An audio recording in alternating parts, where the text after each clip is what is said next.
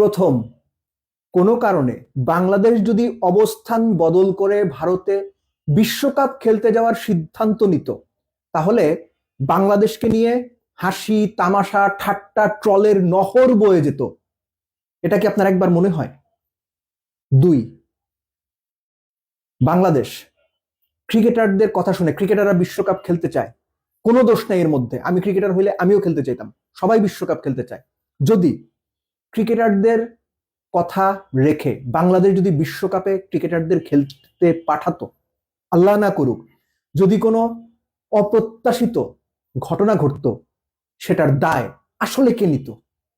অনাকাঙ্ক্ষিত সেই ঘটনাগুলোর ভুক্তভোগী কে কিংবা কারা হতো? তৃতীয়, বিশ্বকাপ না খেলার ফলে বাংলাদেশের কোনো সমস্যা হবে না। একটা বিশ্বকাপ না খেললে কিছু যায় আসে না। ব্যাপারটা কি এতই সহজ? যে কোনো কিছুই আমাদের খুব রেশনালি চিন্তা করাটা জরুরি সব এন্ড থেকে।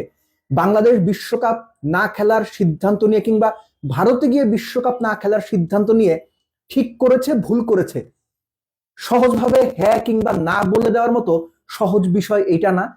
এর মধ্যে আরো অনেক বিষয় সম্পৃক্ত আছে, যেগুলো ঠান্ডা মাথায় একটু লজিক্যালি চিন্তা করাটা কিংবা বিশ্লেষণ করাটা সবার জন্যই খুব জরুরি। সেটা ক্রিকেট বোর্ড, গণমাধ্যম, দর্শক, ক্রিকেটার, সবার জন্য। বিএসটিআই অনুমোদিত দেশের প্রথম electrolyte drinks active plus, be hydrated, stay active. প্রথম যেটা বলছিলাম, বাংলাদেশ শুরু থেকেই নিগোসিয়েশন টেবিলে বসে পয়েন্ট অফ নো রিটার্নে চলে গেছে। নিগোসিয়েশন মানে কি? কেউ একটু বেশি ছাড় দেবে, কেউ একটু কম ছাড় দেবে, তারপর একটা জায়গায় এসে সিদ্ধান্ত নেওয়া।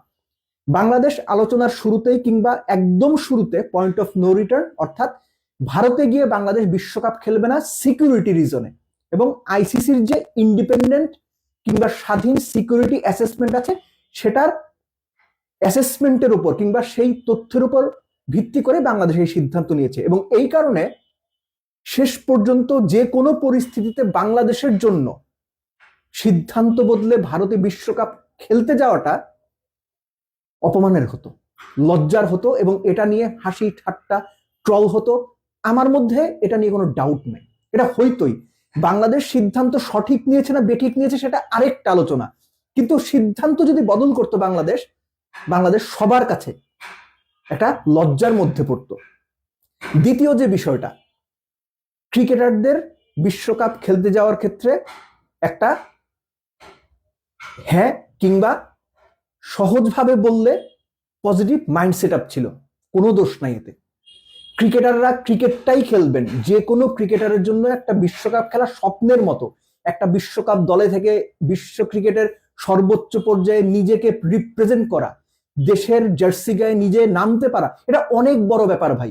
এটা ক্রিকেট না, শুধু যে কোনো খেলায় সব ক্রিকেটাররা যেতেই চাইবেন। এখন ক্রিকেটারদের এই চাওয়া মেনে যদি সরকার বলতো, সরকারের কথা এই জন্য বলছি, সম্মানিত উপদেষ্টা আসিফ নজরুল স্পষ্ট করে বলেছেন এটা সরকারের সিদ্ধান্ত।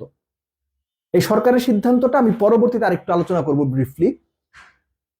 ক্রিকেটারদের কথা মেনে যদি বিশ্বকাপে বাংলাদেশ দল পাঠাতো, যদি ভারতে যাওয়ার পর যেহেতু সিকিউরিটি রিজনে কিংবা নিরাপত্তা ইস্যুতে বাংলাদেশ দল, মুস্তাফিজ, দর্শকদের উপর একটা হুমকি, প্রচ্ছন্ন হুমকি কিংবা একটা হুমকির সম্ভাবনা রয়েছে। আইসিসির অ্যাসেসমেন্ট রিপোর্টে যেখানে বলা হয়েছে যে ঝুঁকির মাত্রা মাঝারি থেকে উচ্চ, সেখানে একটা দুর্ঘটনা ঘটলে, অনাকাঙ্ক্ষিত একটা ঘটনা ঘটলে, সেটার দায়কে নিত।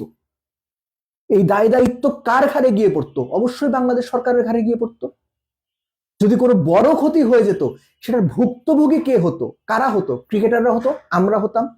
সো ওই জায়গা থেকেও সরকার এই সিদ্ধান্তটা নিতে গিয়ে হয়তো অনেক ভেবেচিন্তে শেষ পর্যন্ত ক্রিকেটারদের ওই চাওয়াটা হয়তো তারা বিবেচনায় নিতে চায়নি, কিংবা বিবেচনায় না নেওয়াটা সঠিক মনে করছে। এখন আপনি সেটা বেঠিক মনে করতেই পারেন, সঠিক মনে করতে পারেন, সিদ্ধান্ত আপনার, কিন্তু ঘটনাটা এরকমই। তৃতীয়, বিশ্বকাপ না খেললে বাংলাদেশের কোনো ক্ষতি নাই। একটা বিশ্বকাপ না খেললে কি যায় আসে? আমি এর আগেও একটা আলোচনায় বলেছি, এই কথার সাথে আমি একমত না। বিশ্বকাপ না খেললে কিচ্ছু যায় আসে না। একটা বিশ্বকাপ না খেললে বাংলাদেশ ক্রিকেট কি শেষ হয়ে যাবে না? অবশ্যই শেষ হয়ে যাবে না বাংলাদেশ ক্রিকেট, ট্রু। কিন্তু বিশ্বকাপ না খেললে কিছু যায় আসে না, কোনো অসুবিধা নাই, আমি এটা মানি না।